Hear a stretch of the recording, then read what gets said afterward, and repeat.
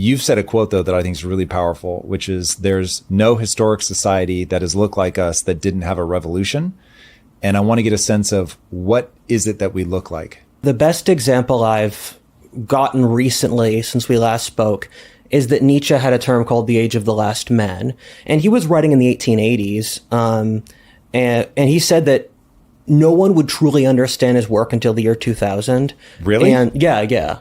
Whoa. And so the Age of the Last Men is in the 21st century, and it's a society where he said the West would be dying because it would push envy and crabs in the bucket and lack of ambition and conformity to a point where there wouldn't be space to live. People would not be procreating. The West would not be able to survive. It would be the most dangerous period in our history because it would be so complacent. And it's really interesting when he frames the Age of the Last Men that all these things which we see as moral are actually profoundly immoral, because there's lots of things where not doing something is immoral, and we're a society where we're not doing a lot of things. And so I think we're a profoundly sick and endangered culture. So what are the things that we're not doing that we should be doing? Traditional human societies, and I want to sort of set a frame for this, where our cultural frame as a society is like 30 years. We can pull music from the 80s, and we're still running out of 80s music. And we can't go back further. The furthest we can imagine is sort of World War II. But at the same time, the scale of human history is thousands of years around the world. And if you're only looking at us, you're going to think we are less than 1% of the human race.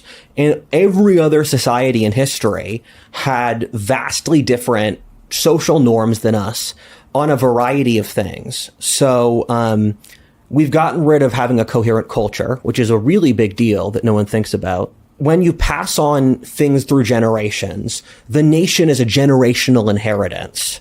And we've thrown that away. And that includes the religion, the social structure, codes of politeness, a national identity, a sense of honor. And there's a series of beliefs that practically every pre-industrial society has that we don't.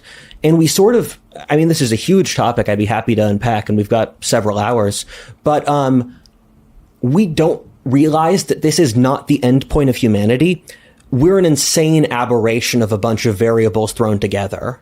I think it's worth going in so that people can have landmarks as to what exactly is going on. So writing about what a shared myth is something I've been focused on recently, getting people to understand that we all live inside of a frame of reference, that we tell ourselves a story, and that we can't even agree anymore on what America was founded on, like whether we are a profoundly racist culture that is just about colonialism and slavery, or whether we have created the most prosperous nation that the world has ever known. Like we have both of those stories being told at the same time, and the fact that we don't have anything to share, I think, has profoundly problematic consequences from a divide the nation up standpoint.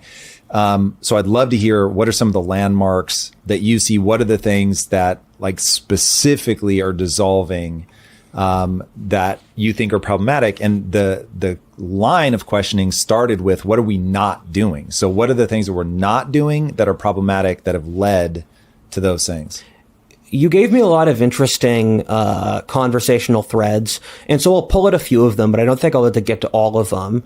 One of them is, so people know Jordan Peterson for his pundit career, which has gotten quite popular, but I think Peterson's most important work is something no one noticed, which is Maps of Meaning. Yeah, fantastic book. Yeah, it was such a hard read. It took me like 2 years, but I finally completed it. And it's so intelligent because he's looking at human neurology and biology and all these different things and saying, how come countries will die fighting over their religion? How come two countries are willing to go to nuclear war over something? How could anything be important enough for that? And the thesis is that humans have to sort of build frameworks of how we interact with the world or maps of meaning. And these exist inside our neurology, where we have to interface with good, evil, higher, lower forms, a variety of things just to function as an actual human being. And that's very important. And another thread I want to pull at is there have been multiple myths about what America is over its history. The first one, which came about after the Revolution, early 19th century, was America was a republic. Then, with the mid to late 19th century, America was an Anglo-Saxon, British nation.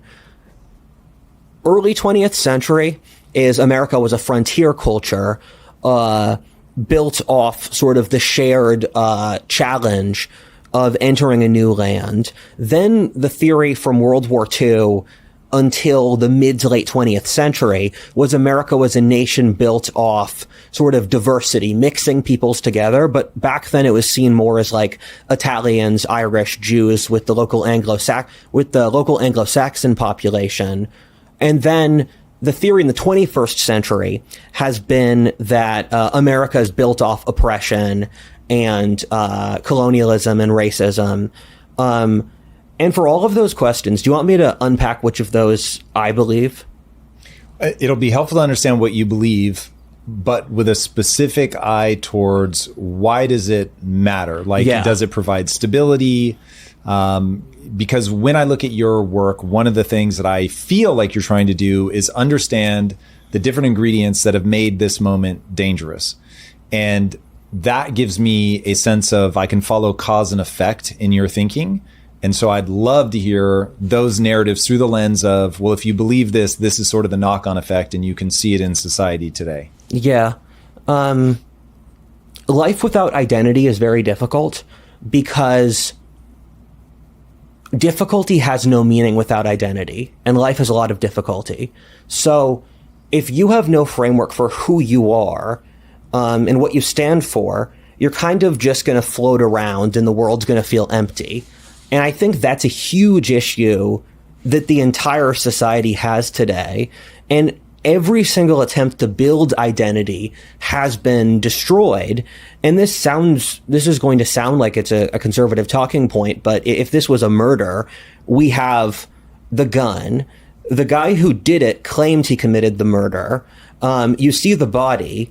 And I don't know, you have witnesses, and that's that the Marxists explicitly set out to destroy the unified culture, and that's what thinkers like Marx and Gramsci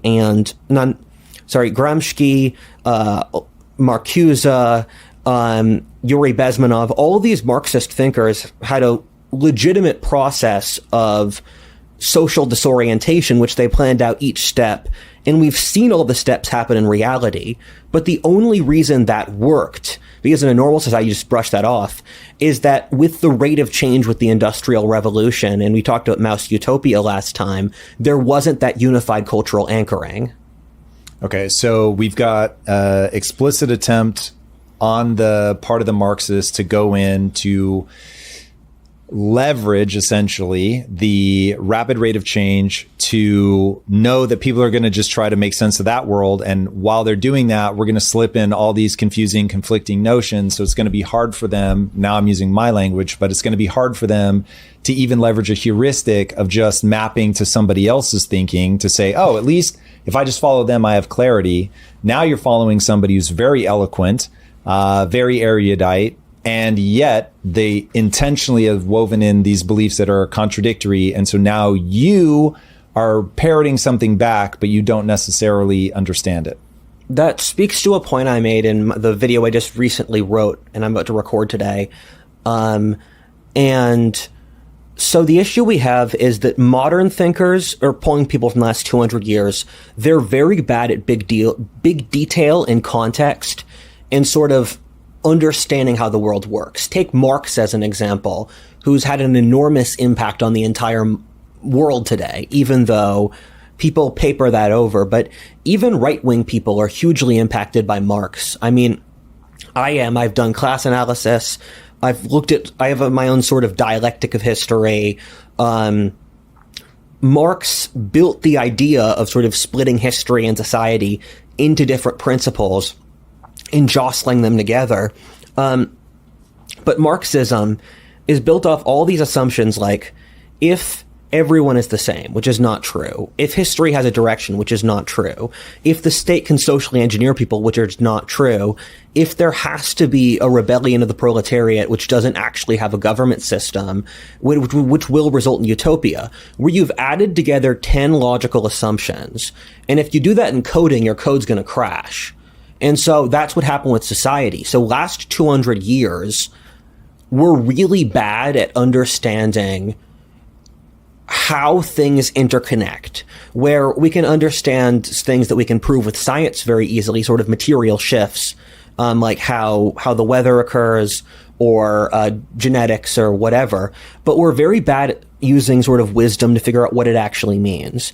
Meanwhile, the thinkers before then, from like, the ancient world, the medieval world, they often have pretty good sort of like total world human experience wisdom. It's why religions like Christianity still work today, or why people still read Marcus Aurelius. But the way their wisdom works is often in such like a differently coded way than modern people, that modern people don't really understand it, or they just think of it as a silly story. When you look at these ancient myths, you have to compare what part of this was a silly story and what part of this is symbolic wisdom. And that's a very thin line. And so we're stuck with this gap where we can't find the ancients identifiable, but then the moderns don't really know what they're talking about in a lot of cases. We'll get back to the show in just a second. But first, Paleo Valley's bone broth protein is hands down one of the cleanest, most nutrient-dense proteins you can buy, and it is delicious. It's made from real grass-fed beef bones, slow-simmered to extract all the collagen, protein, and micronutrients your body needs to thrive. One scoop gives you 13 grams of high-quality, delicious, bioavailable protein with naturally occurring collagen to support strong joints, radiant skin, and deep hydration. This is the kind of whole food nutrition that humans have thrived on for thousands of years. And let me tell you, the chocolate flavor, it is on another level. Not overly sweet, not fake, just real, decadent flavor that actually feels like a treat. I love this thing. You've also got vanilla, salted caramel, and unflavored if you're keeping it simple. You can get up to 35% off all Paleo Valley products, plus a free gift with your purchase. This is their best offer of the year, so don't sleep on it. Fuel your body with real ingredients. All right, now let's get back to the show. One thing that I want to see if I can get to understand is I have it's overly simplified to be sure, but it is so directionally accurate that I repeat it often. And it's my hypothesis about why exactly society is broken right now. And then that predicts exactly what we would need to do to fix it. It goes like this. All of the problems that we're facing as a society right now are economically, they're born from bad economics. What we've done is in 1913, when we went onto a fiat currency by establishing the federal bank, the Federal Reserve, we went into a system where we could print money. By printing money, we were able to steal from people through inflation.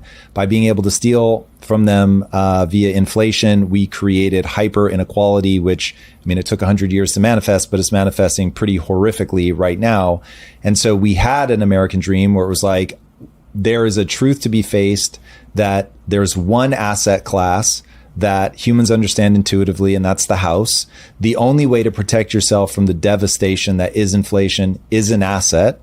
And so now you have the situation, this is a literal statistic, 10% of Americans own 93% of the assets, and people wonder why, we're getting just ever increasing inequality. Put that together with the fact that we have an evolutionary algorithm placed in our minds that makes us absolutely go ballistic when we see something as unfair. And so the Gini coefficient, which says basically if somebody looks around and sees somebody else has more than they have, they're going to go bananas if it gets too big. And so the Federal Reserve made it possible for wealth inequality to just spiral completely out of control. Once houses became unaffordable, then you get this hollowing out of the middle class. And so now the wealth inequality is going like French Revolution levels. Because of all those things, I think we actually are headed towards a French Revolution, but it's economic in nature. everything else that's manifesting is simply because the economics broke. And if you fix the economics, there's enough prosperity that people sort of fall back into comfortable patterns and they can overlook all the schizophrenia that something like a Marxist philosophy might bring. And so that like encapsulates my core thesis as to what is going wrong and therefore what we would have to do to fix it. As you pull all these threads of history, do you have a similar thesis that you can lay out? Is it tied to Marxism? Is it tied to leftists in general? Or is it something else completely? So we're in a really awkward position because I have a joke that hundreds of years from now, for the population number, they'll have line go up, line go down, where 20th century is line go up, in demographics, 21st century's line go down. And we're at the point where line go up is starting to go into line go down. And this would be very psychologically disorienting for people, because I think if you fixed the economic issue, you'd put a Band-Aid in a lot of these underlying things. But I think we do have a pretty severe cultural issue, which is sort of working with the economic one. And we didn't have the cultural issue until recently because money could paper it over. And can you define what the cultural issue is? So you look at the baby boomers, they got rid of a unified culture where it's the shared story we talk about. It's that people have lots of things that people don't think matter, in fact do. Where one of the great things about living in Texas is there's sort of like a fluid degree of social trust that makes doing things easier. You can trust that, like, let's say I forgot my debit card at a restaurant yesterday. I just went back and got it, and they just noticed me, like, oh yeah, you can have it. We know who you are. That's possible in certain cultures, but then not in others. Or if like you have an employee, if it's a high trust society, you don't have to watch over them every second. And if you don't have to micromanage or always check in, where culture affects absolutely everything. But what happened was that we had centuries of increasing wealth where we thought we could get rid of culture. The boomers are at the peak of that.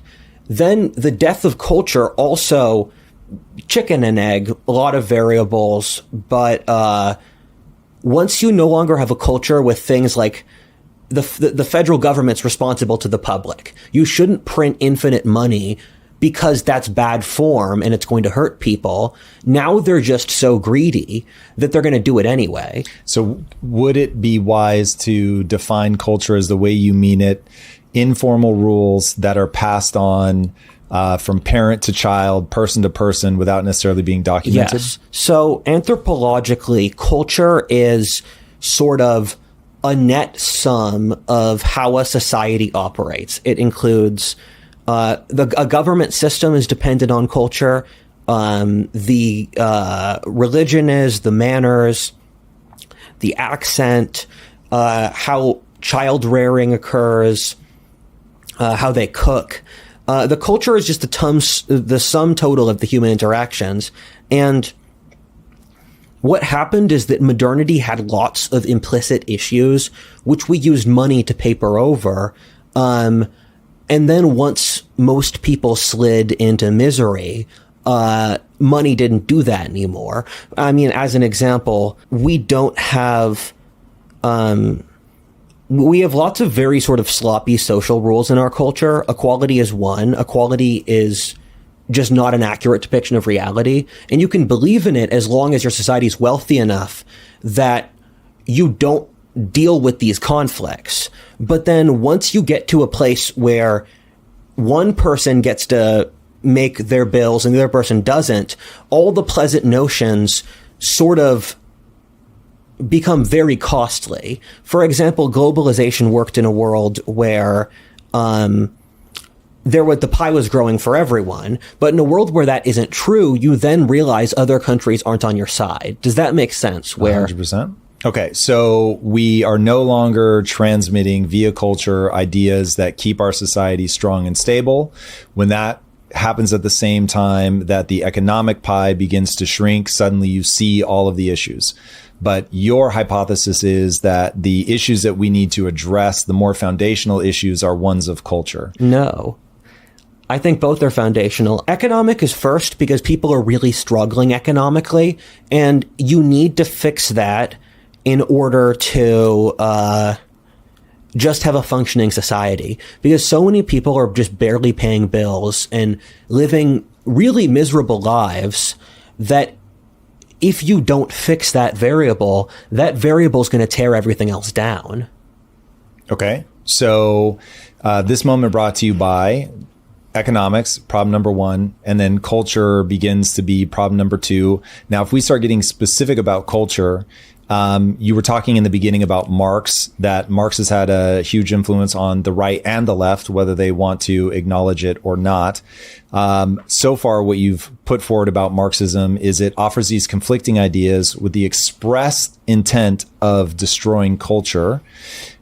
What I want to know, assuming that I've gotten all that correct, what is Marxism hoping to accomplish by destroying culture, and why is it so influential? Those who lack wisdom lack wisdom. You don't know what you don't know.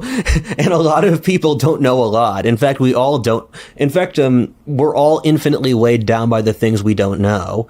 And Marxists have a tendency to sort of see half-truths. I could talk about the neurology of that because there is a neurological scientific argument. But I've read most of the Marxist thinkers who did this: Yuri Bezmenov, Saul Alinsky, Gramsci, and none of them see the world or society as a living thing. So when you look at Marxist economics, they're like, this is the pie. We can just divide up the pie. What they don't see is that this pie was, in at least a fairly significant portion, brought to you by the corporations and the rich people and the kulaks that you want to kill. So if you kill the revolution, if you kill off the most sort of economically productive people, this isn't your pie. This is your pie. And Marxists really have an issue with that, where Yuri Bezmenov, and this just shows how deep and insidious it was, the Soviets literally had a department built around this where they had set procedures. And there's a certain degree of like kind of funny horror about it, where you can watch, again, you can read this stuff. You can read Gramsci wrote for free online, Rules for Radicals you probably get at the library if they still exist. Or, I mean, Yuri Bezmenov has videos on YouTube you can watch. And the Soviets came to the conclusion, if we kill the religion, we can kill the rest of the culture.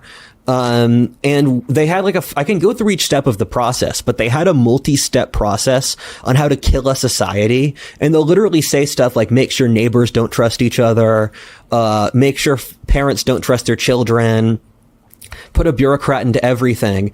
And then the end point they came to was that the functioning of a healthy society was dependent on religion, but the Soviet Union itself was an atheist state. And so Yuri Bezmenov was studying India because he was supposed to destroy Indian society. And he thought, wait, I actually like Hinduism. I'm going to leave for America. And so it's a very sort of, when you see half of the equation, it makes sense. When you see half of the equation of what destroying the society makes sense. So the only way that I can make what you're saying make sense is if they are driven by envy and a desire for control. That's true. The argument I'm making is from Ian McGilchrist's The Master and His Emissary, which is a book on neurobiology. And the thesis he has is there's two halves of the brain, the left and the right. And the parallel that I love so much from the book, or the example, is the left hemisphere can only draw half of an image. If there's a human, it can only draw half of it. And it can only see the world through money and power and measurable things. And the right hemisphere can see the world through context, flowing over time, immeasurable variables, all these different things. And modern ideologies really wire people to the left hemisphere.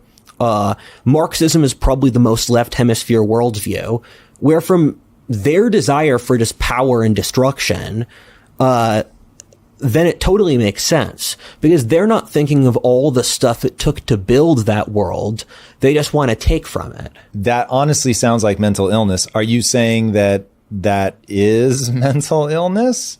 I mean, where's the line between malice and mental illness? You can make that a t-shirt, malice and mental illness. Well, I can actually answer that. So I'll be interested to see if they still overlap for you, if they're separate. So the difference between malice and mental illness for me is if you're mentally ill, you are no longer mapped to what is real, whereas you can have malice and still be mapped to what is real. So Genghis Khan had malice, but he was mapped to what is real. And so as much as I would not have wanted to live anywhere near Genghis Khan, he did give us the Silk Road. He did unify things. He was very shrewd at leading, conquering, all of that. So he clearly understood cause and effect quite deeply, but he had a lot of malice. Then you take somebody who's mentally ill and they may be legitimately confused about how the world works. They may hear voices. They may be unable to process certain data points. And so to your point, they literally can't see or experience a fundamental piece of what's actually happening. And therefore are always, even if they have good intentions, they're always going to misplay the world because they are blinded to some of it or they hear things that aren't there. Jordan Peterson has this four-sided sort of matrix of you deal with a difficult situation. You can either fall to hedonism, nihilism, totalitarianism, or rise to heroism. And the people closest to Marxists in history are religious fanatics. You could make a pretty good argument that Marxism is a descendant of sort of like radical Christian sects in the medieval or early modern or ancient world, where they, like in Munster in Germany, radical Protestants seized control of a city, went crazy, started practicing communism, forced sexual communism. They had multiple leaders who would murder each other, claiming to be prophets. And so there is this tradition here, and the Marxists fit into that, and they're very diluted. I mean, that's just kind of obvious if you take off the ideological goggles. And modernity creates lots of mental illnesses, though. I read this book from the World War I era, where he was going through all of these different things. It's interesting to see an author even a century ago state it, because like when I was growing up, lots of moms were scared to let their kids play outside, or they'd walk their kids several blocks to school until the end of high school. And that's not something that we would process as mental illness in our society. But you look at that and you think, you have an anxiety issue. Yeah, I was going to say, I would. But you're reasonable. Most are. as a feral Gen Xer, I guess we definitely see the world very differently. Okay, I want to keep putting these pieces together. So we have my goal is to understand what's wrong with society, because I, for one, find it incredibly meaningful in my life to try to help people right the ship. So we've got culture transmits these incredibly useful ideas. Culture has ceased to transmit these incredibly useful ideas, partly because there is modernity is helping people form certain types of mental illness. The one that you focused on so far is, and I obviously first called it the mental illness, don't mean to put words into your mouth, but Marxism, where what's happening is they're only seeing half the picture because they are so left brain dominant, using McGilchrist's breakdown of that. And so they are obsessed with envy, power, money. And so their worldview naturally springs forward from that. They exacerbated the death of culture itself by intentionally, and documenting it, shockingly enough, intentionally going in and creating an ideology that is confusing, leveraged the rate of change happening at the Industrial Revolution to take advantage of the fact that people would be more or less distracted and having a hard time categorizing things as a way to slip that in.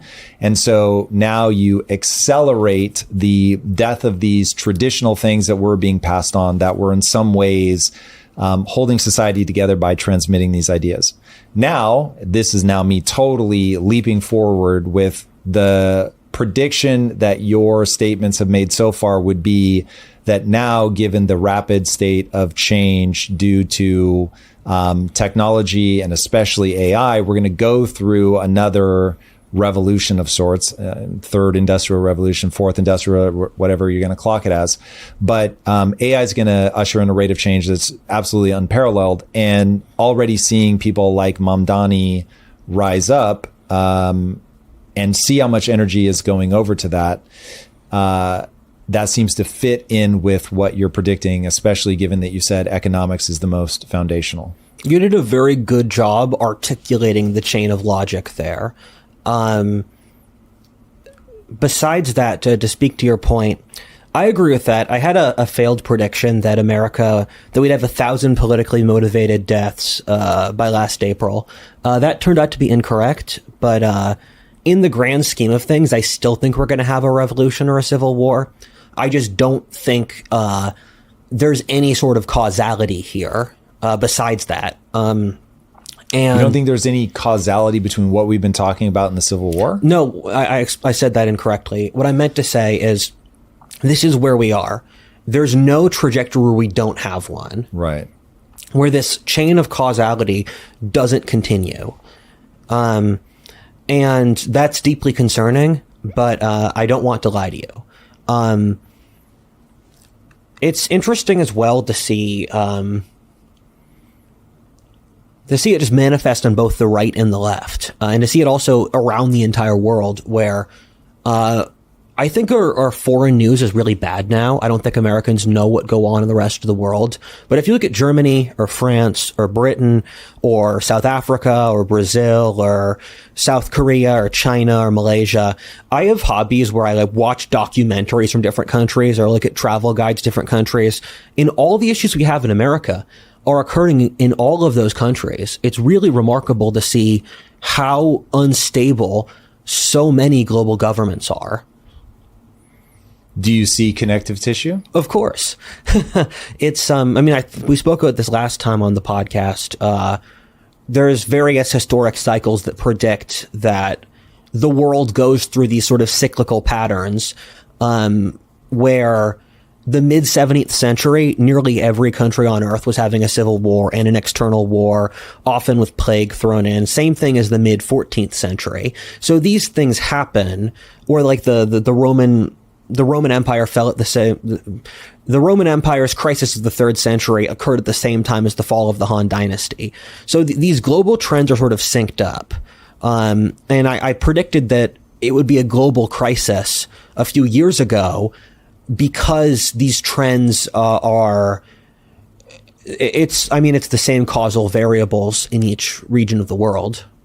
Okay, so I'll give you the breakdown that I think is happening right now. I'll tell you why I think that it's connected to the other places. Let me know if you see something I don't.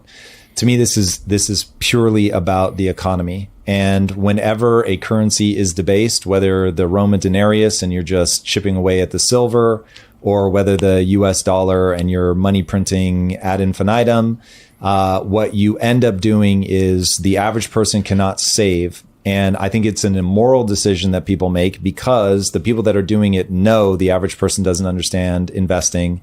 They don't understand how to escape this. And it puts them into a mechanistic situation where they will get poorer over time.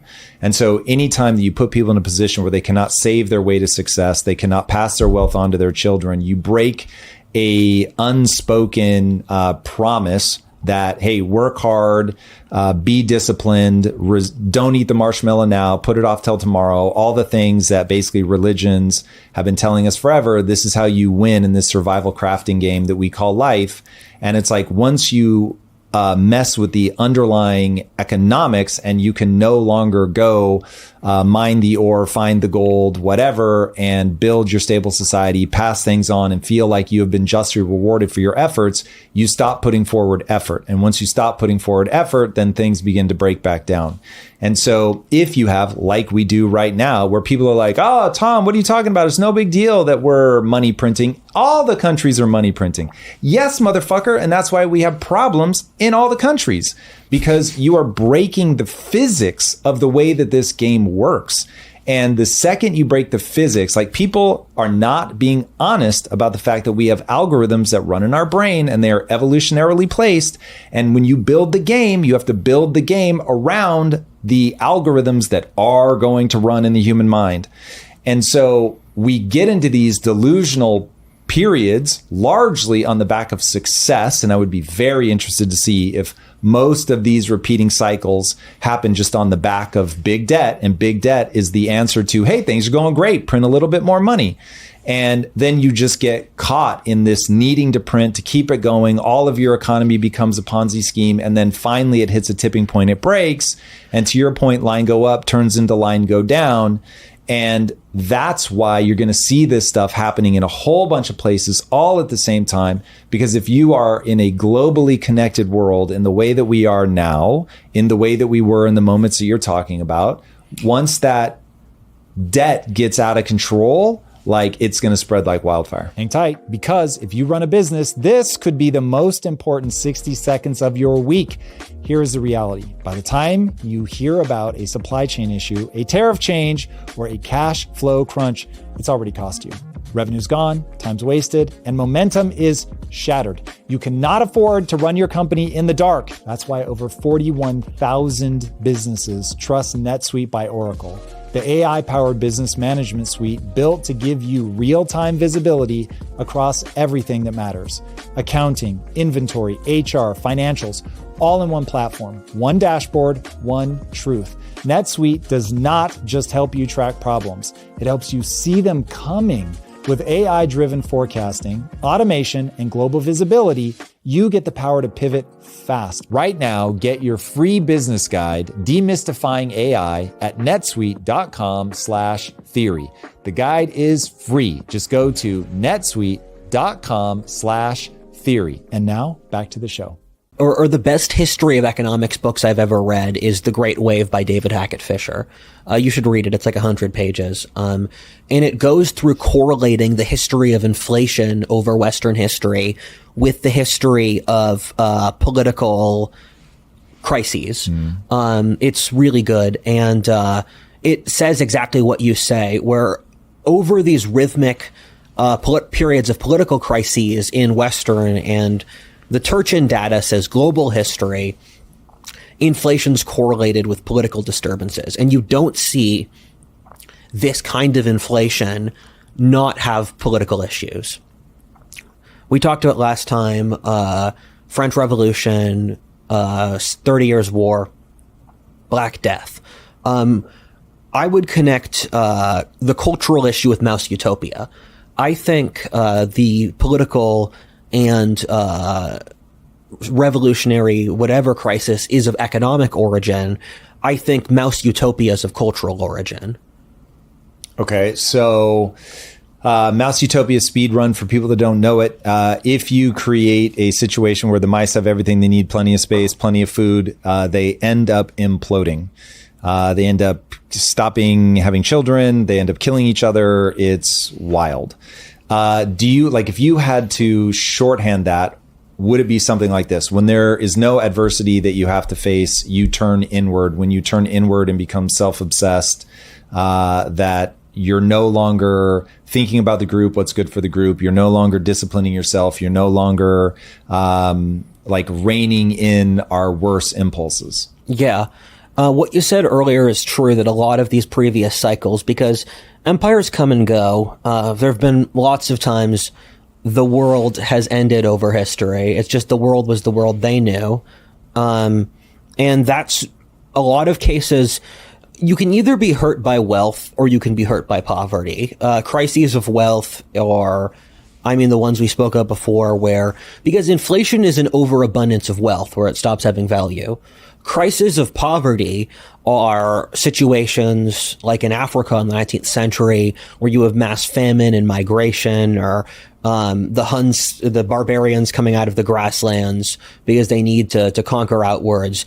As I like to say, you're going to die anyway, so it's better to die rich than poor, where you're going to have problems no matter what you do, but it's better to have more interesting problems. That's kind of what's happening here. And things have been too good for too long. Yeah. Okay. Yes, I very much agree with that. My whole thing is I think some people need to be chased by a lion. And by that, I mean, really, we all need to be chased by a lion. There needs to be some adversity. Adversity is the thing that's going to keep us disciplined. It's going to keep us focused. It's going to keep us cooperating, all the things that as a species we were meant to do. Okay. So help me understand how this ties specifically to the left. You did a video called WTF is going on with the left. What is happening? What do you see there? Why was that worth a video? And why is it one of your highest performing videos? It's one of the highest performing videos because it's politics content, and politics content is always the one that does best because, and I get it, like, it's perfectly reasonable to care more about the things that affect your daily life than... What's interesting, though, I didn't take that video to be overtly political. It certainly is talking about a political class, but you weren't talking about policy or anything like that. Yeah. You were talking about a mindset. It felt more culturally to me. Did that one feel overtly political to you? The reason I say political is that when I make these videos with... you met Merrick and my editor and whatever, I subdivide the videos by subtopic. So I'll have the political subtopic, I'll have the anthropology subtopic, I'll have the history one. So I jump between them. So in my internal mental, I put all modern things in the political category. Got it. So I put everything like incel revolution or that video or will America have a civil war in the political box. So that's why I say it. You could move the categories around and I wouldn't care much. But the thing with the left is they're in a weird place. One of the things people don't notice is that the different sub-coalitions of the left are fraying, where, for example, the TikTok viewers don't trust the NBC CNN viewers, where there's been a generational rift on the left, where the Zoomer left really does not like the Boomer left because they see the Boomer left as the capitalist oppressors. So they've stopped listening to their paymasters at DNC, and then instead they follow accounts on TikTok and Instagram that have no factual basis. So they are the people who are turning up the throttle for violence. And it seems nearly every day, at least in my feed, leftists are calling for violence in one form or another. And I think the NBC CNN left don't really know what to do with this, because on top of it, they've built out their ideology and coalition in a certain way that they can't back down. They fired all the reasonable people like a decade ago. If you've made it this far into the left, you cannot be reasonable. They've removed any way they'd change their ideology, but the American people have sort of seen through it enough, and they've lost all of their flexibility. Look at the presidential candidates. I don't think anyone who the left is pushing as leadership, either for that or for a variety of things, they're so lacking because the left has pushed this culture of inauthenticity for so long. That's their core issue. So if their core issue is pushing an agenda of inauthenticity, would becoming authentic solve the problem? Like, this feels, I don't know how to make that. As I said that, I thought I should take that back. They have lots of core issues. I shouldn't say that they have one. They have several that are eating them alive. But I mean, doesn't this really go back to, if you were right in the beginning that this is a Marxist thing, that was the first thing you went to when I asked my first question. And then I said, okay, this all makes sense if and only if that group is driven by envy and a desire for control, and you added power and money to the equation. It's like, okay, yes, that all makes sense to me. When I look at the far left, there are plenty of people that I wouldn't put into this box that would self-identify as left. But when I look at the far left, they don't make sense to me until I clock envy. Once I clock envy and control, like, oh, they just want to be in control, and they want to be in control in a like spiteful way of, I want to tear this down. I want to stop people. They don't have a clear vision of what they want to build. It's a like against movement instead of a for or a building. If you were saying that was a problem, I'd be like, yes, that maps what I see in the world. Does that seem accurate, or is that a misread from where you're at? So the reason I said inauthenticity is I was thinking, what's the core issue with the left changing strategy? And the issue is they live in such an artificial world, they can't relate to other Americans or know what they did wrong. They're in an artificial world because they're telling each other a story about what's happening that isn't accurate? Because their way of life is in direct opposition to what humans would normally do. Where if you're in an environment where men have certain biological urges, women have other certain biological urges. If you're in a society which doesn't let you think about them, you're going to constantly be feeling a sort of internal jostling between your social performance or your internal self. Or in the left, they have enormous amounts of aggression and hatred, but they say that hatred is the worst possible trait. So on top of that, they've cut out any sort of new ideas or even aesthetics. There's no good new left-wing art because they've sort of cut themselves off from everything that's not ideology. So at this point, they're just so deep into the cult, and the cult has so much programming that they can't program themselves out of the cult. Out of curiosity, so I like this idea of biological urges. I think that one of the things, as somebody who came to politics very, very late, I felt like I was the kid saying the emperor had no clothes. Seeing people say that men and women are the same, I was like, you guys haven't been married. Like, there's no way you've been married and think men and women are the same. So on this, I take a very nonchalant approach of that, like, if you're building a worldview in a way that's detached from things that are self-evident, you've got a problem. So are the urges that you're referring to largely sexual in nature? Are they about aggression? Like, what would be the clear distinctions that a sane, grounded person would make that the left is failing at? In the pre-modern world, you had a concept called natural law. And America was built off the concept of natural law, where it was sort of lost between the American and the French Revolution. The idea behind natural law, and it stems back originally to the Greeks, but it was codified in Christianity, is the structure of society and the legal code should be a representation of the real world.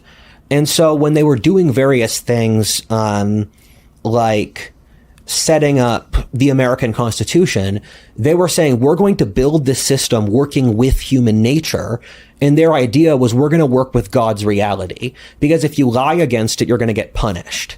And so when they set up the checks and balances, their idea was that humans are naturally greedy and selfish. So let's make a system where if humans are greedy and selfish, it works for the society in general. And that's same with capitalism, with science. You're working with an accurate understanding of human nature. And the reason that basically every other society besides us had sexual norms is because of natural law. But it's not just that. That would be a simplification, where social class is to agree natural law, same thing as a legal structure, same thing as how a society wages war, where St. Augustine had the principle of just war, which was there are certain conditions under which war is okay and others where it isn't, because they had a sense that there's human nature, and it's best to work inside the sort of like the range of human nature, because you'll actually get the result. And so what the left does is they just shot natural law and then laughed at its corpse, where they just have no concept that there is human nature to work with, where do they really believe that, or is that one of the bullshit ones that they throw in to confuse people? So I think they actually believe it, because they would make so many better decisions if they did believe it. So I'm reading a really brilliant book now called Modern Times by Paul Johnson, and it's a history of the 20th century. And it's talking about the Soviet Union, where they kept on making all of these staggeringly terrible decisions. And partly Stalin was literally a criminal before he got power, so he has sort of that backdrop. But at the same time, Stalin shot all of his officers right before the war with Hitler, or 80% of his officer corps before the war with Hitler, because the Soviets thought hierarchy doesn't matter. You can replace the officers with sort of like privates. But in reality, the most important variable for a successful military is a strong officer corps. And so he shot all the people with experience, and they didn't think about how are we going to pass on the human knowledge between these two. And he shot them because he thought they weren't loyal. Yes, because Stalin went through phases of paranoia where he just killed people. He killed off like a dozen different groups in Russia. And each time he thought they were going to be his rivals. But in the process, he killed Russian society because he killed off everyone who could have been productive or helped Russia, where they went through they killed off the rich first, then they killed off the kulaks, or the independent farmers. And keep in mind, this is just a generation after the end of serfdom. So all of these people were new money. They would have like a few more cows or a tiled roof. Stalin killed all of them. It's one of the most horrifying stories in all of history. Yeah. Because you're just imagining, like, I'm from rural Pennsylvania. It's like, imagine going into a town and just killing off all of the most respected members of that town. And most of the time, the other people in the town don't dislike them. And you're just destroying the society. And it speaks to your mental illness point that if you were in the Middle Ages and you had an understanding of human nature and you wanted to wield power that brutally, you'd be like Machiavelli, where Machiavelli has this highly structured and logical sense of when he's going to be brutal. And Stalin is just like, kill them all. And that portrays they actually believe it. Or same thing as importing immigrants. If you know enough anthropology, and even left-wing anthropologists agree with that. Hold on. Let's go back to that, because that's a really interesting point, and it's hitting me weird.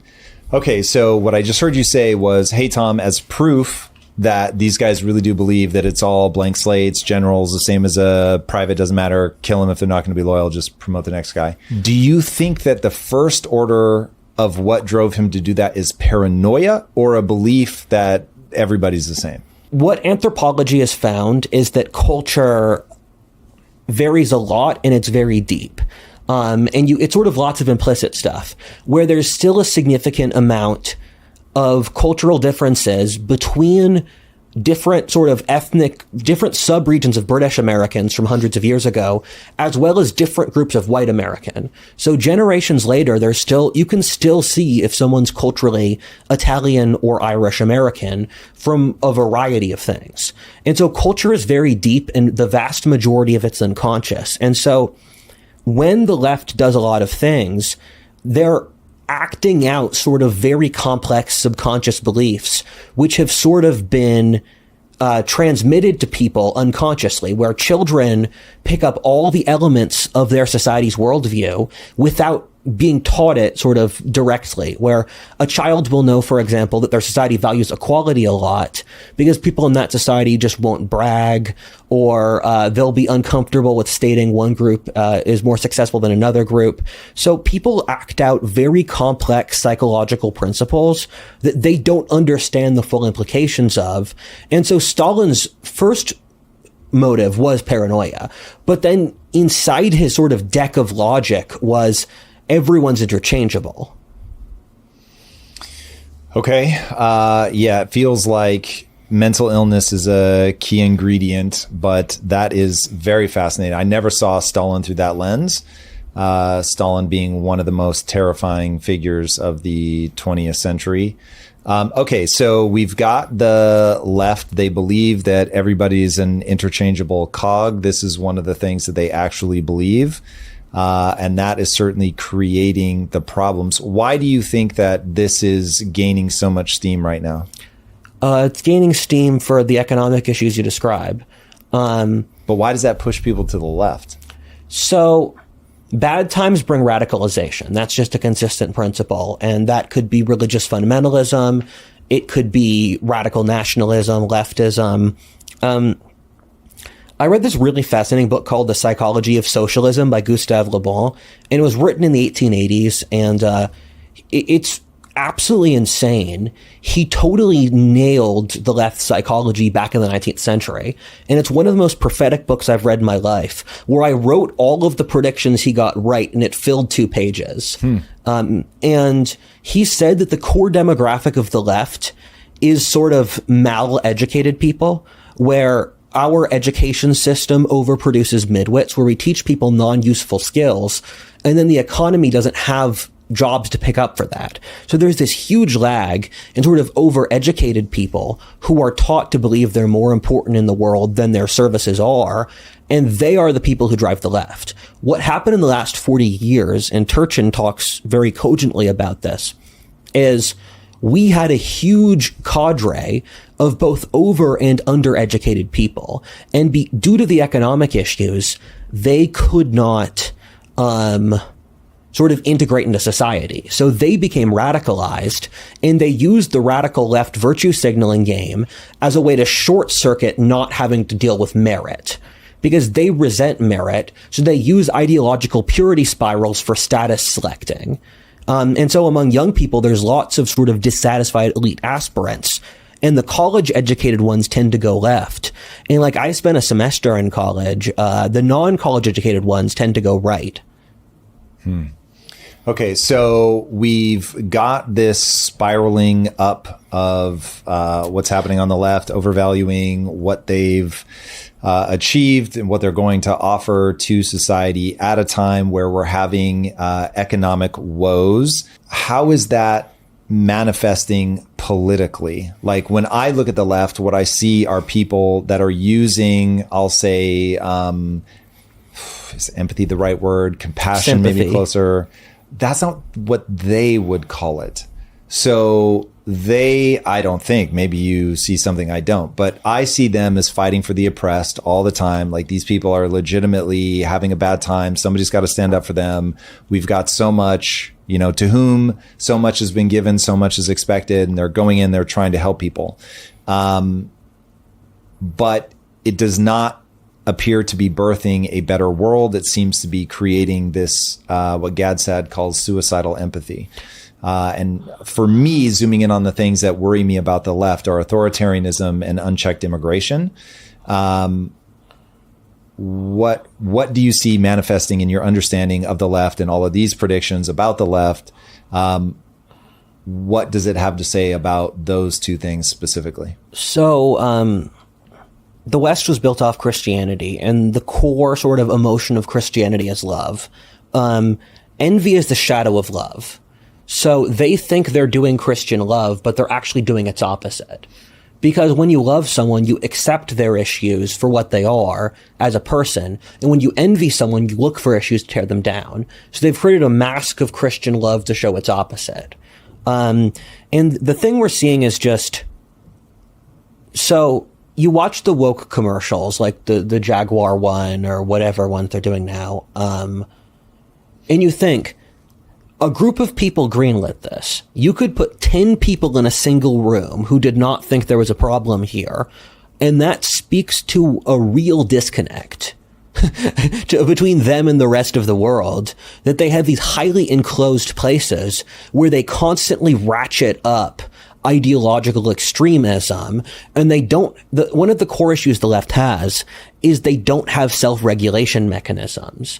Christianity, as an example, has a series of rules, and if you break the rules, you'll get kicked out. That's even like fascism has a better rule structure than the left does. If you follow the rules, you're fine. If you don't, the left hates rules, so they just have vague vibes, but then they have no mechanism to turn off the bloodlust.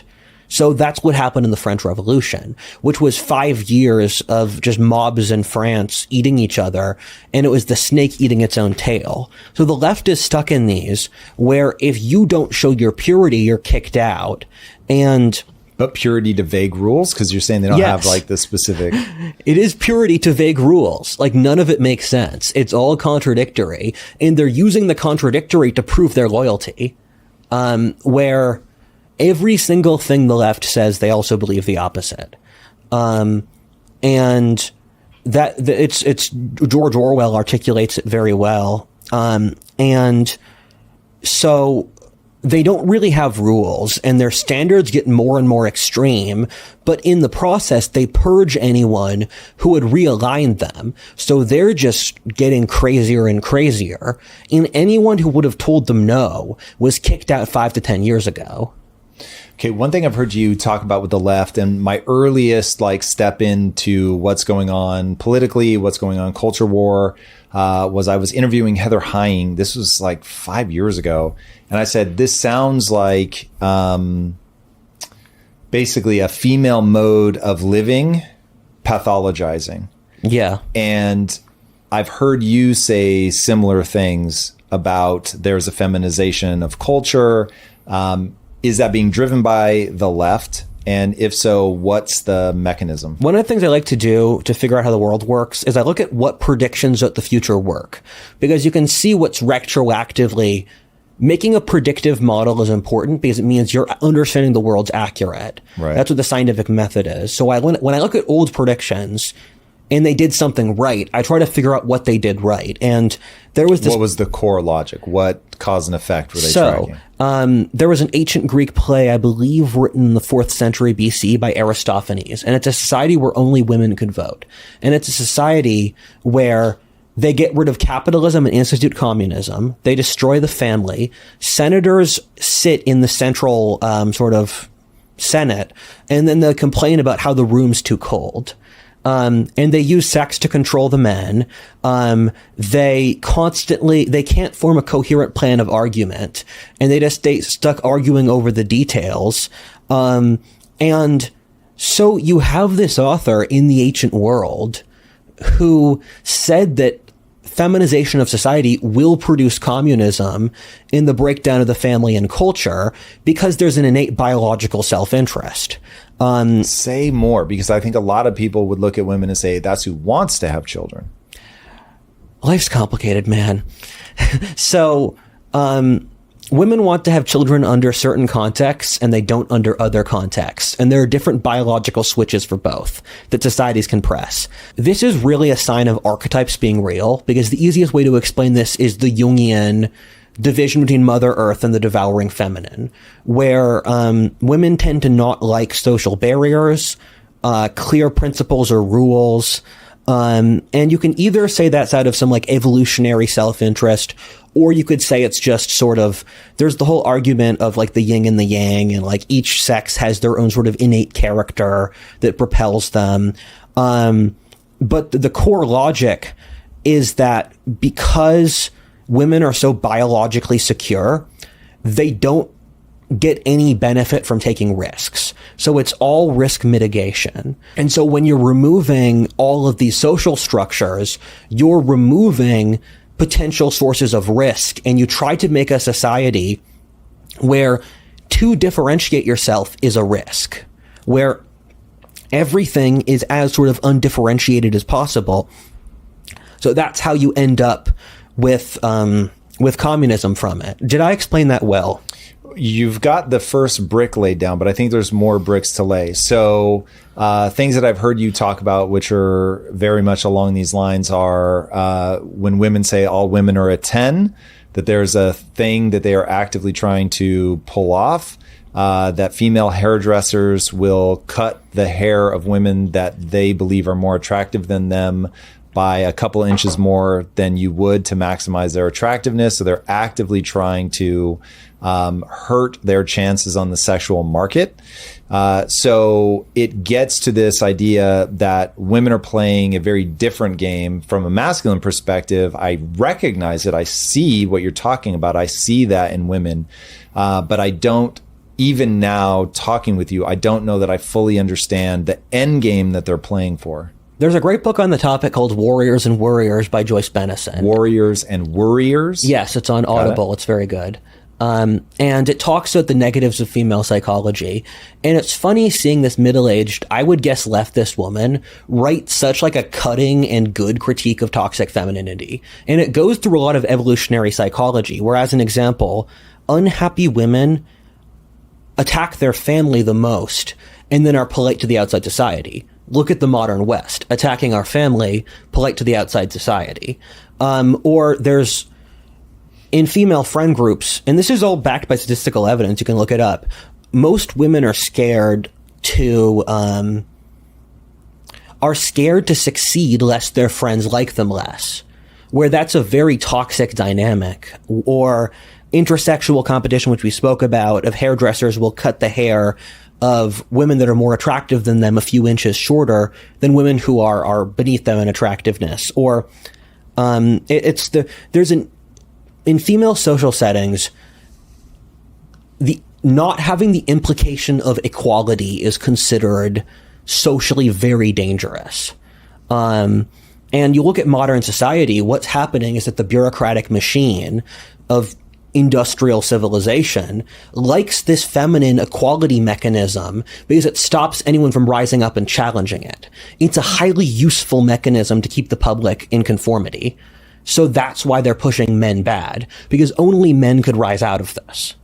And there's toxic femininity and there's positive femininity. And I want to state that, because for every, like, if, for example, if we said, like, you look at the murders of various dictators and genocides, you say that's men, that's true, but it's also a specific subtype of men who are doing a specifically male pathology. And it's comparable with pathological femininity. And the core issue of that is the abdication of responsibility, where because the cost of child rearing is so hard, that you have an incentive to abdicate responsibility, to let go of costs associated with basically having this little person attached to you for 20 years, where you're physically incapacitated for months. And so if you look at the left, it's all the abdication of responsibility. If you want a single place where the left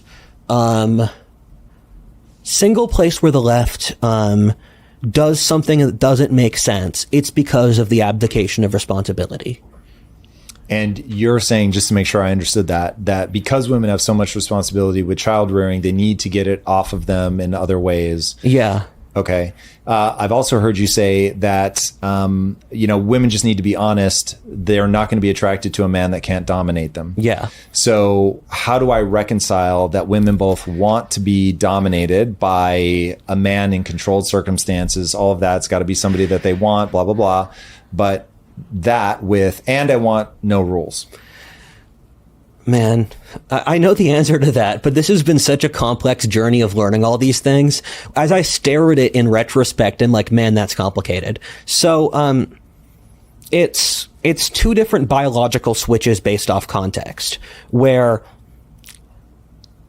are there rules being enforced on me, or are there not being rules enforced on me?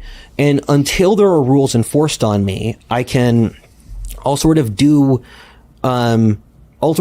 I'll push these low trust strategies until there is a social structure, because men have always been the people that have built social structures. That's true for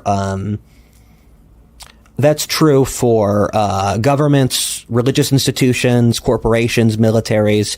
And so women have been dependent on the patriarchy, or the structures men build. So in the absence of a patriarchy, you'll do these low trust strategies until the context switches, and then you switch behaviors, where it's one of those things where it's Schrodinger's feminist. A feminist is either empowered or she's a victim, and it depends on context, whichever one you choose. Whichever one they choose for themselves. Yes, by context. And would that context be whichever one of these gets me more control, gets me more... Whichever one I can avoid conflict with. Where if there's a conflict, because the incentive structure is that women cannot win fights against men, so a lot of female behavior is offsetting their physical weakness against men. Because if you're not going to win, go with the flow. So if I'm in a context where I can get away with, I'm going to get away with it. If I can't get away with it, I won't get away with it. Okay. It doesn't make sense to people like us, where you and I are both very sort of entrepreneurial and we want to enter in a situation and figure it out.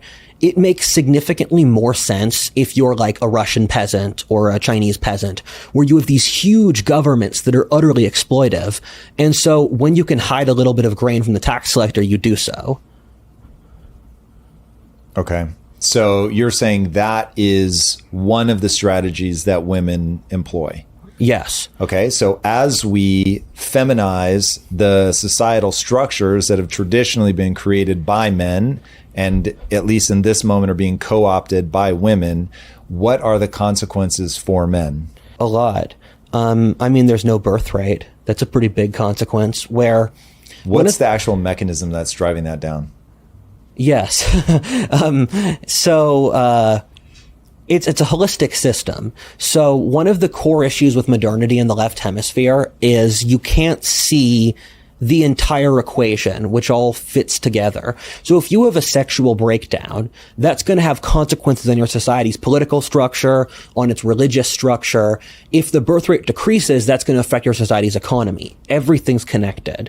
And so, as an example, the Industrial Revolution was a huge causal variable here because you removed women's reliance on men's physical labor, and you also removed the threat of starvation. But so the consequences for men are most men get hypergamied out of the pool. And hypergamy is the principle that women will naturally be attracted to the most powerful man. And again, that makes sense if you use the analogy of, if I am a peasant in a war zone, I will pick the most powerful warlord to protect me because he is the one who is most likely to stop wandering vagrants, wandering mercenary bands from stealing my grain. Keep in mind, this is operating out of an idea of fundamental weakness in a very brutal Darwinistic evolutionary world. So it makes total sense from the sort of logic they're coming from. And when you hypergamy most men out of the pool, you end up with these sort of a huge amount of dissatisfied men, and then no one has children because there's, of course, the mismatch between a few men who get a lot of sort of selection, and then most men who don't, and then these men don't have an incentive to get married and have kids because their life is it's fairly satisfying, and so you don't start families in this, and it also breeds mass social distrust. And for every loss in sort of like, if you raise taxes, you'll have exponential economic decreases. Same thing as social life. If you make social interactions 20% more difficult, you're going to see an exponential decrease in social interactions. And that's why I think politeness is important to societies. Because you're trying to alleviate some of that friction. Yes. Okay. So that feels like an example of wealth inequality. Wealth in this example being not the hypergamy becomes possible because of literal wealth inequality. But then in terms of sexual mate selection opportunities, there's also a sort of wealth inequality of that as well. Okay, so that came from, I'm trying to figure out what happens when you feminize a culture. What's the pathology that we're going to start to see in men? If I just started rattling off things that I can already see right now, obviously making men and their natural proclivities problematic. So telling men not to be aggressive, telling men not to be dominant, telling men that they need to step back and let others speak, specifically women, telling men that their ambition is in and of itself problematic. And one stat that I've come across recently is since I think the mid 90s, the number of patents that China has filed compared to America, China went from like less than 1% globally now to like 43% globally. I mean, it's insane. And America has gone from like 18% to 16% or 25 to 20, whatever. It was a drop.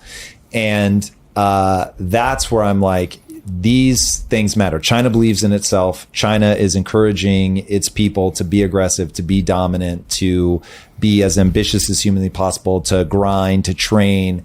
And it really manifests. It manifests in GDP. It manifests in innovation. It manifests in progress. And so when I start looking at if the problems in the US, like just looking at US versus China, when I look at that and I say, whoa, some percentage of this is due to the feminization of society. That's where I've started beating the drum recently, where I'm like, no, men should not make space for anybody. Men should compete as hard as they can. You should always want an equal playing field. You should never sabotage somebody or try to hold them back. But if somebody can't outcompete you, tough shit. So it's like you should be going all in. I agree. I very much agree. Yeah, it's funny to talk about China because, first of all, you're assuming they're telling the truth, and they normally lie about 20% statistically. They amassed the Communist Party lying by each province, and it's about 20% of stats, or it's about 20% of total GDP. I think China in some ways is a more feminized society than America because they've just totally let themselves get walked over by the government in the school system and like the factory system, where I follow a lot of Chinese news, and it's crazy. They have like 50% youth unemployment now. Whoa. Yeah. They have a litany of issues. They've had lots of failures of major corporations. There have been protests across the country. Xi Jinping has said a lot of just like, you should literally prepare for war. And they like having really sort of like explosive rhetoric. And people like to say that, but at the same time, the book I'm reading about the 20th century, people said that about Hitler and Stalin. And it's totally insane to speak back to your earlier point that people tried to appease Hitler. The British gave back a quarter of their fleet to Hitler to appease him. And you don't get Hitler to compromise by giving him stuff. These people have no comprehension of how predatory actors operate. Or the Western media was just writing glowing reviews of Stalin and Mao, who are even worse than Hitler. They killed like twice as many people at least. And so we just are so naive, and the only way to fight players like that is to sort of bring out our own masculinity, because appeasing monsters is not going to work. And that's it's just a dangerous worldview. And I think there's an element of just, there's lots of very insidious, dark, I think, instincts in there. And yeah, I think it's more dangerous than people think. It's more dangerous from a Thucydides trap perspective. It's more dangerous from a look at even China can collapse if you allow that kind of thing. What do you mean by that? It's dangerous on a lot of levels. I think because we're developing a lot of godlike technology now between AI, genetic engineering, the space technology, new forms of weaponry, sort of like predator drones. I'm probably forgetting a bunch. And this technology would require a lot of masculinity to master because we've let the genie out of the bottle. We can't go back. And so we have to sort of grab Jormungandr by its tongue. But we don't have the will or the energy for it because we've destroyed the same masculine impulses that would allow that to happen, where there's all of these external threats. So when you destroy masculinity, you're destroying the very thing that would allow your society to reset. I just also think China is very dangerous because I think they are significantly worse than we believe. I think we're going to look back on the things going on in China now and realize that it was like the other totalitarian regimes we slept on. I think they're probably doing very dark things that we don't know about. That would not surprise me at all. I think the big thing that's going to come out about China is that we don't understand that there's a very big difference between Deng Xiaoping and Xi Jinping. And when Mao finally died, and I don't think people realize, you've talked a lot about only having lived in the 21st century. I was alive when Mao was alive. So I'm like, this was recent. And he was killing people by the tens of millions. And when he died, finally, the CCP woke up and was like, okay, hold on. This is horrific. We don't want to keep going through this. And so Deng Xiaoping makes his famous quote, it doesn't matter if the cat's black or white as long as it catches mice, and being rich is glorious or wonderful, whatever he said. And so the thing I try to always remind people is, hey, capitalism is so dope that when the communists decided that they wanted to lift hundreds of millions of people out of poverty, they turned to capitalism, literally brought over Americans to teach them how to capital. And that was what brought them out. But then when Xi Jinping came into power, they didn't realize he ended they had term limits, because they didn't want to have happen what happened with Mao to happen again. And yet Xi Jinping was able to reclaim the Communist Party, make himself supreme leader. But I am hearing, and I can't validate this yet, but I am hearing rumblings coming out of China that Xi Jinping may be losing his grip on power.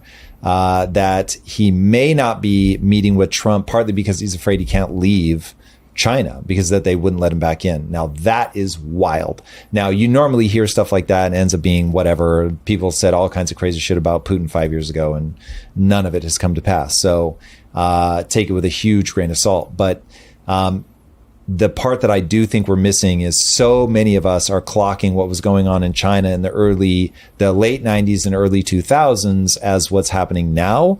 And it's been a very different picture since Xi Jinping took over. I've gone through sort of multiple phases of obsessive study on China.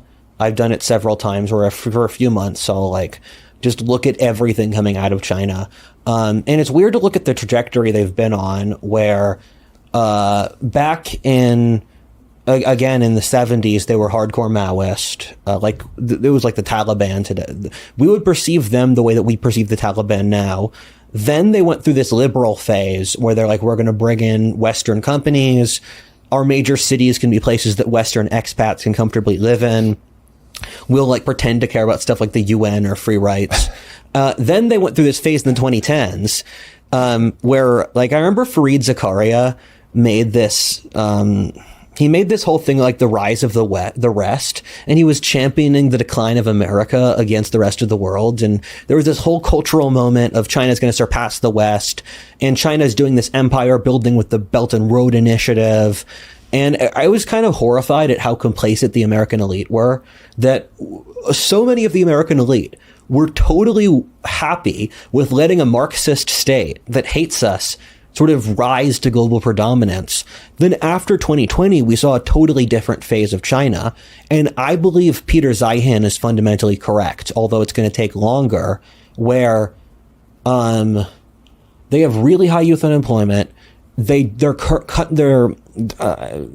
cities are getting empty, at least from the several different sources I'm looking at, because they have such high unemployment. People are moving back to their hometowns.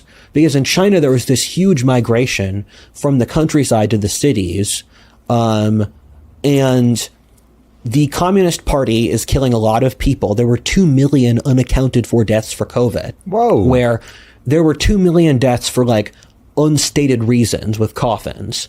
And that's a lot. They're teaching children how to do military sort of training.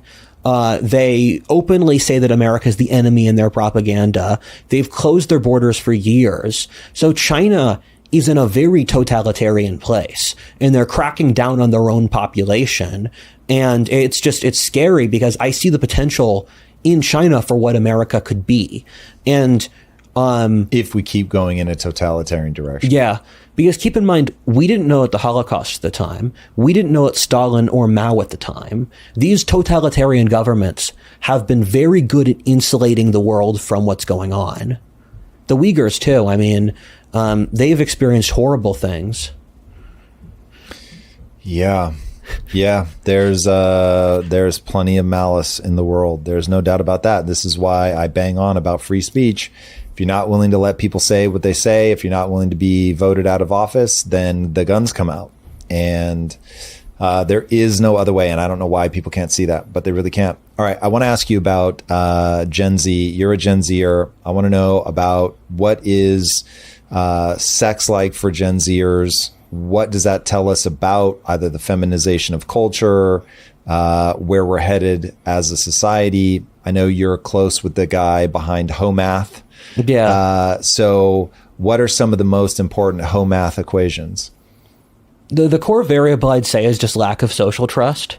And that operates across the entire pyramid. Between men and women? Yes. Just in the entire equation. And so you have the hypergamy system where I always forget your audience is probably a different demographic than, because for the spaces I'm in, we've had this discourse for a while and everyone's seen the HOMAth chart. And I realize a lot of your audience might not have seen the HOMAth chart. Yeah, my audience is older than yours. So 80% of men, 80% of women go to 20% of men. And that's due to the structure of the dating apps, where a majority of relationships among Gen Z are formed online. And it's an important thing to realize Gen Z doesn't really leave the house. partly because they're not wealthy enough, and partly because they have social anxiety or everyone's on their phone. So most relationships are formed online, and that's a fairly, how do I explain this? That's very shallow and dehumanizing. And with the way it works as well, with the inequality, is you have a lot of incentives for low social trust, either between sort of the Chad guys who have lots of options, and then that brings down the value of the individual women who they're cycling through. So you have a large disenfranchised population. You have a loss of social trust due to sort of the incentive structure, and because there's no community with the way social media works and dating apps work.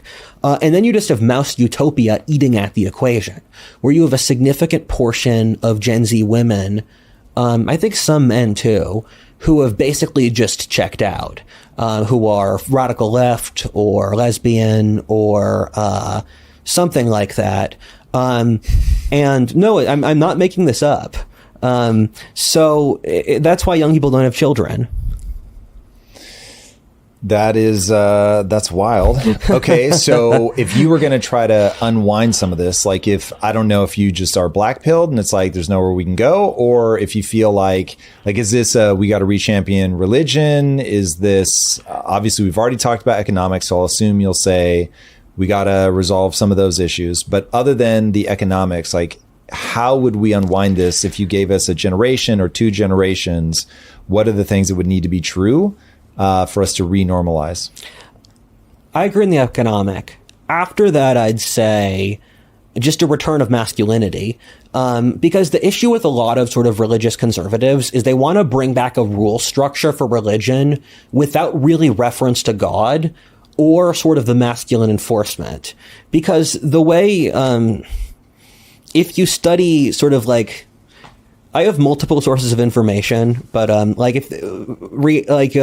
conservative authors of a century ago or ancient wisdom would say that the first step in this is to increase masculinity, and then that has a frame for femininity, because masculinity is based off respect. Masculinity will create a frame for the feminine to basically live inside of? Yes, exactly. Okay, sorry, you were about to think, I think you were about to go into more detail on that. Please explain. So the masculine sets the frame, it's like iron, and the feminine's like water. It flows through the frame the masculine sets.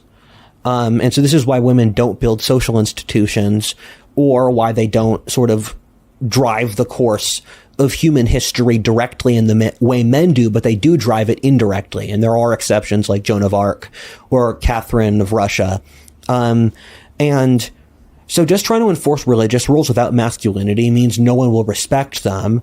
But I'd say 2 things. First, increase masculinity, because like, how do we do that? Like, eat more fucking Brazil nuts? Like, what are we doing here? Yeah, it's a difficult question, because industrial civilization solves so many of our problems. But we're going to have a lot of problems very soon. And the masculine is doing and the feminine is being.